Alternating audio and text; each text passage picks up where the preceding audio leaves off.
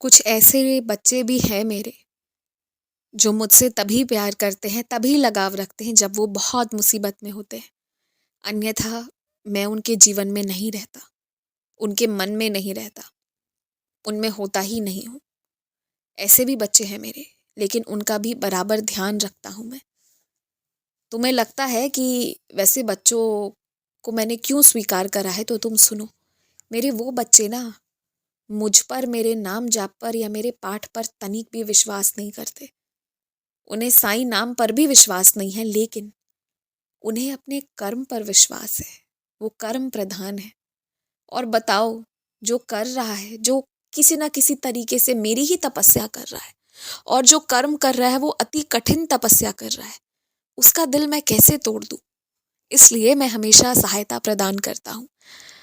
इसलिए तुमसे यही कहता हूँ कि किसी ने सही किया, गलत किया, फिर भी उसके साथ अच्छा हो रहा है, बुरा हो रहा है, इन चीज़ों का हिसाब रखने की तुम्हें कोई ज़रूरत नहीं।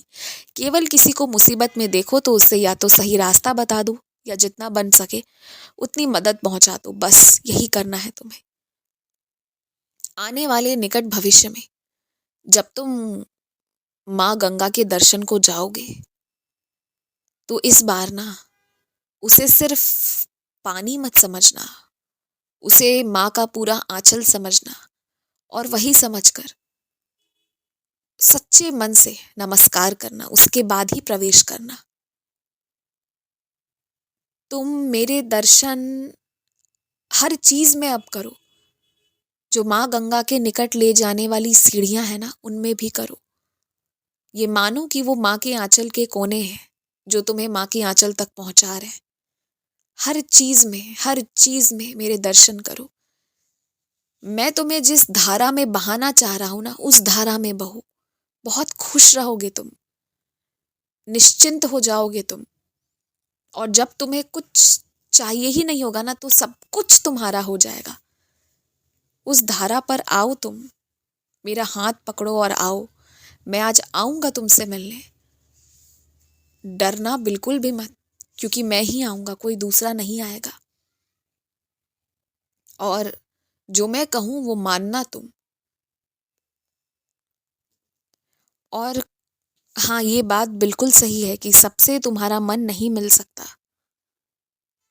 लेकिन इसका मतलब ये नहीं कि नफरत करना है। किसी से कोई नफरत नहीं।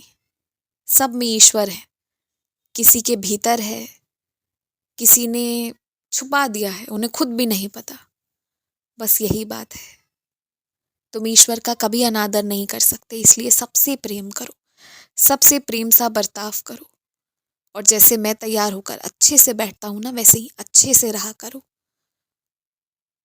अपना श्रृंगार करो, समय से खाओ, समय से जल ग्रहण करो, समय और अपने शरीर का ध्यान रखो। खुश रहो। मालिक तुमसे बहुत प्रेम करते हैं, बहुत ज्यादा। उनकी सेवा में पूरी तरह लीन हो जाओ।